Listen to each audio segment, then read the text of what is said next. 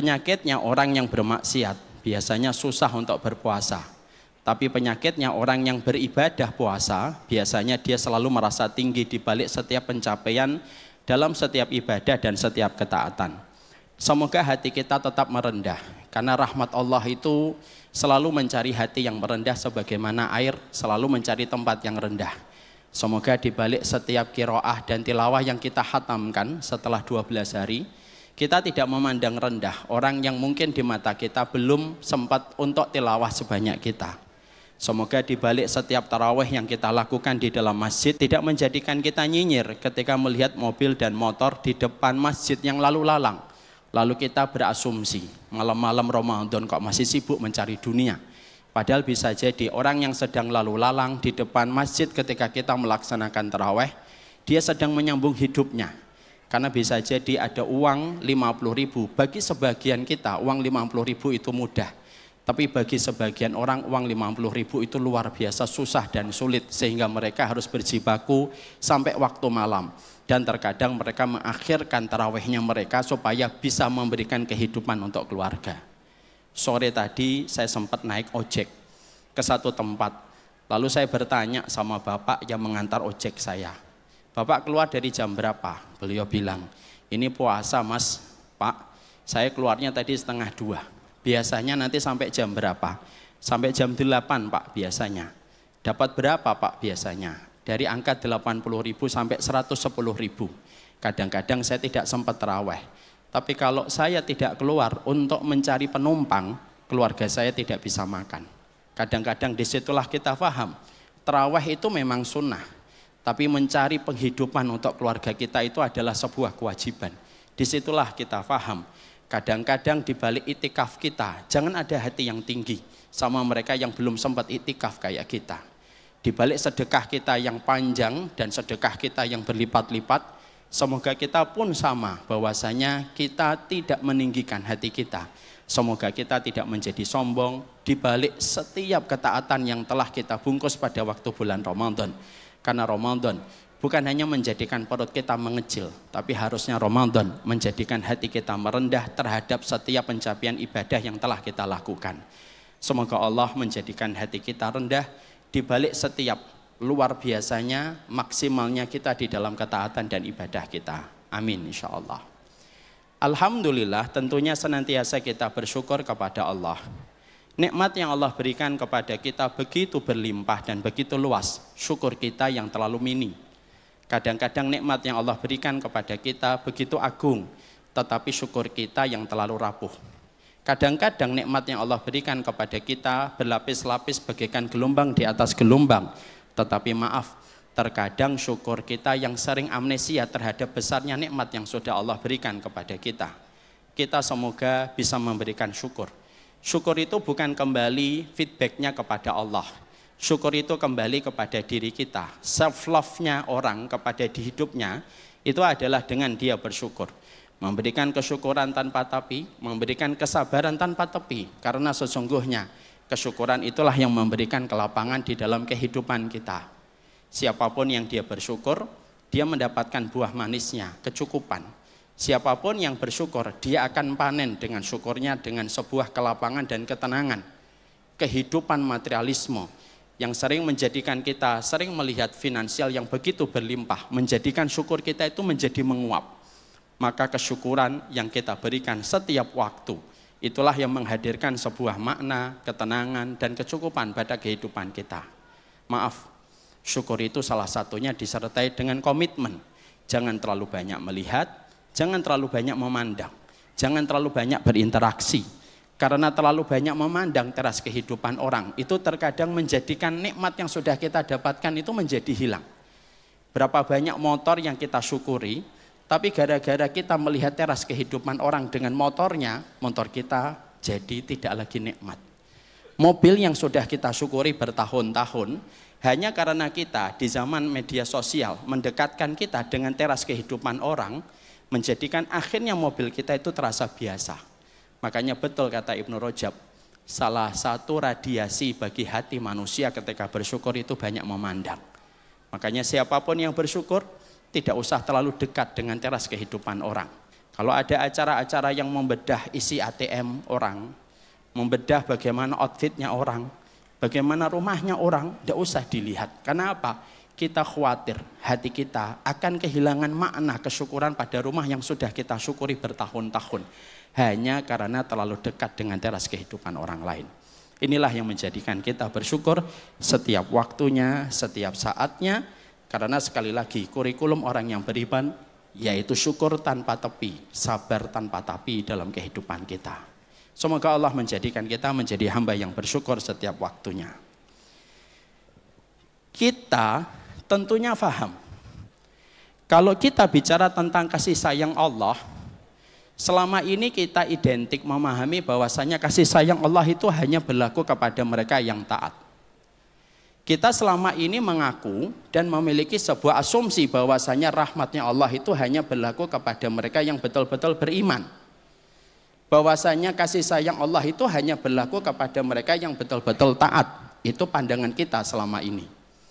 Tapi tahukah kita bahwasanya sayangnya Allah, rahmatnya Allah yang tidak terbatas, ketika Allah memiliki sifat maha kasih sayang yang tidak pernah pilih kasih kepada hambanya, kita itu menjumpai kasih sayang Allah itu bukan hanya berlaku ketika mereka orang-orang itu berada di masjid, tapi kasih sayang Allah itu juga berlaku kepada manusia yang hari ini mereka masih berada pada lingkaran dosa dan kemaksiatan, lalu mereka sedang jatuh bangun meninggalkan dosa dan kemaksiatan itu.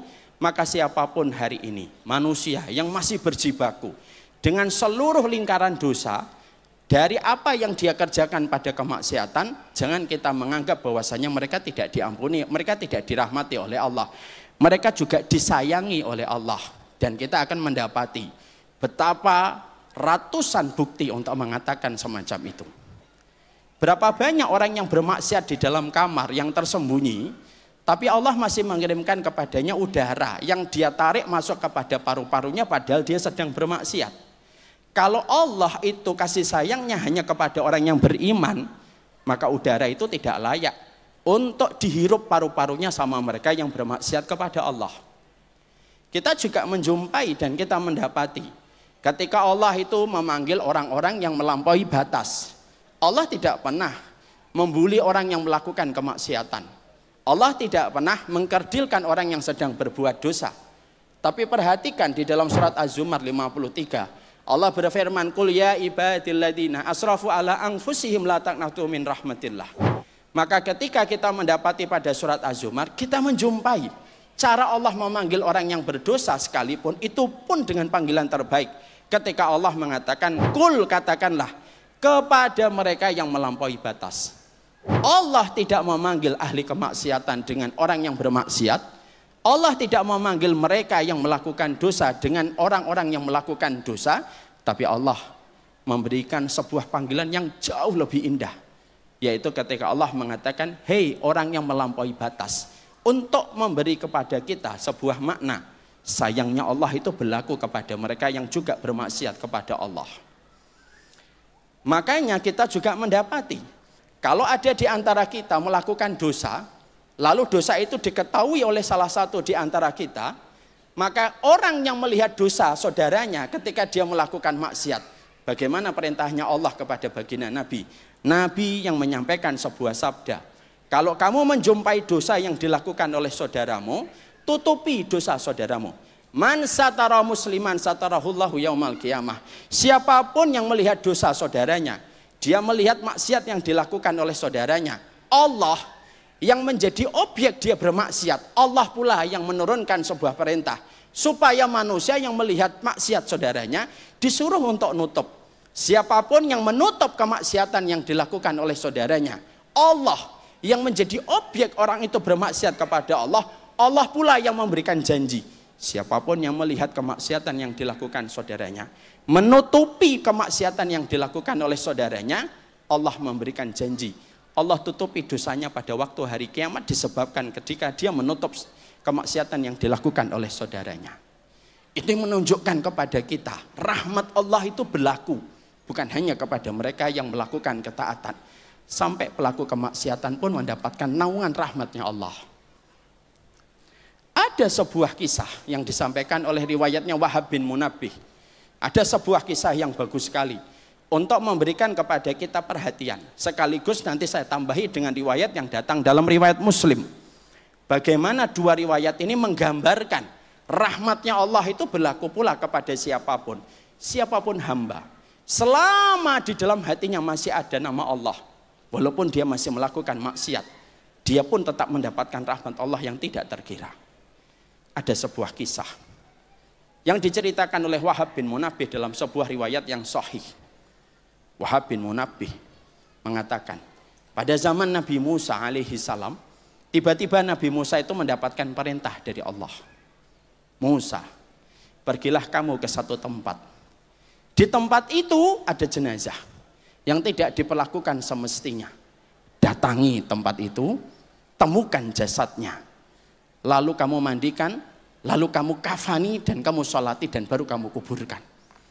Musa alaihi salam, Nabi kita tercinta yang memiliki gelar kalimullah, yang diajak langsung bicara oleh Allah, melaksanakan perintah yang Allah berikan. Beliau pergi ke tempat tersebut. Kampung itu, kawasan itu ditemukan oleh Nabi Musa alaihi salam. Lalu akhirnya dia mencari tempat yang dikatakan dan lokasinya disampaikan oleh Allah. Dan ternyata lokasinya adalah tempat pembuangan sampah. Nabi Musa mencari dan kaget. Menemukan jasad seorang laki-laki di dalam tempat tumpukan-tumpukan sampah. Nabi Musa sebagai manusia, beliau lalu bertanya, kenapa manusia di sini pada tega meninggalkan jasad di tempat sampah tanpa mereka memperlakukan jasad ini sebagaimana mestinya? Kenapa tidak dimandikan? Kenapa tidak dikafani? Kenapa tidak disolati? Loh kok tega itu, gimana sih mereka itu? Itu omongan versi bahasa Indonesianya Nabi Musa. Sampai akhirnya kekecewaan yang dirasakan oleh Nabi Musa pada saat itu, Nabi Musa langsung bertanya kepada orang-orang di masyarakat situ, sekitar situ, dan mengatakan, kenapa kalian biarkan jasad ini? Mana empati kalian sebagai seorang yang beriman ketika menjumpai ada seseorang yang mati, lalu kalian biarkan dia mati di tempat ini, kalian tidak mandikan, kalian tidak kafani, lalu kalian juga tidak sholati. Perhatikan, jawaban diberikan oleh masyarakat yang ditanya oleh Nabi Musa. Ya Nabi Allah, Nabi Allah, kamu tahu gak siapa orang yang kamu tanya itu? Orang yang kamu tanyakan itu sampah masyarakat bagi kami. Dia pelaku dosa, dia pelaku maksiat, dia tidak ada sebuah dosa kecuali dia telah memiliki list untuk melakukan dosa itu. Dan dia mengerjakan dosa itu sampai mati. Kami biarkan dia mati, teronggok di tempat sampah, di tempat yang hina, sebagaimana hinanya dia ketika melakukan kemaksiatan di dalam hidupnya kepada Allah. Biar dia di situ sampai membusuk, sama dengan kualitas hidupnya yang tidak lebih sebagaimana sampah.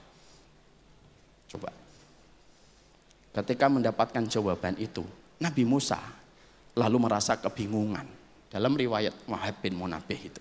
Lalu Nabi Musa melaporkan kejadian itu kepada Allah. Ya Allah, telah aku temukan satu jasad yang kau perintahkan aku untuk mencari jasad itu. Aku temukan jasad itu dan aku mendapati jasad itu di tempat sampah. Engkau perintahkan aku untuk memandikan, engkau perintahkan aku mengkafani dan untuk mengkuburkannya. Saya akan lakukan ya Allah.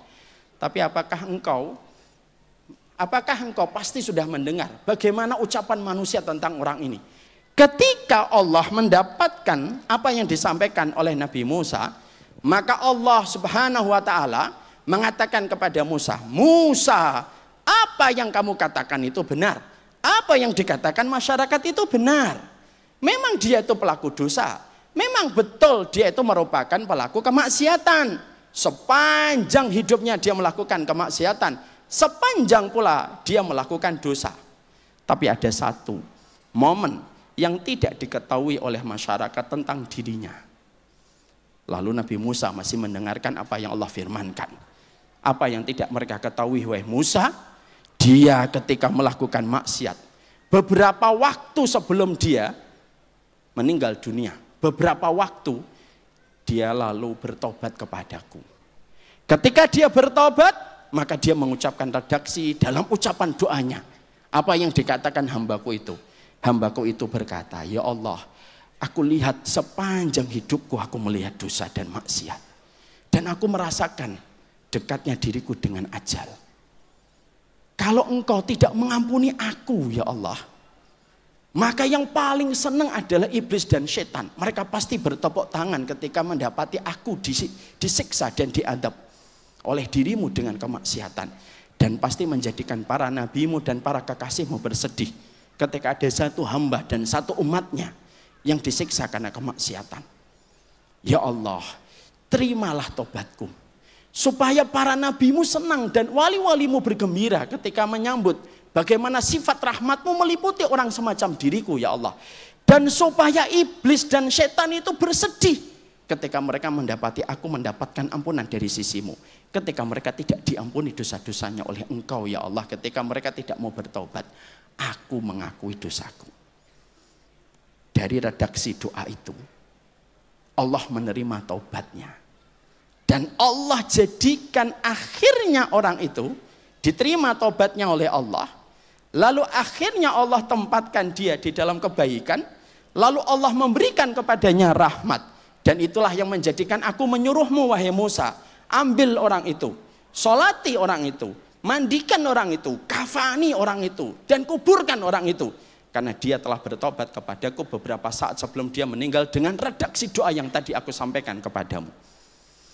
Saya ketika membaca riwayat itu langsung berpikir, ya Allah, terima tobatku ya Allah, supaya setan sedih ketika engkau telah menerima tobatku. Indah betul doa itu.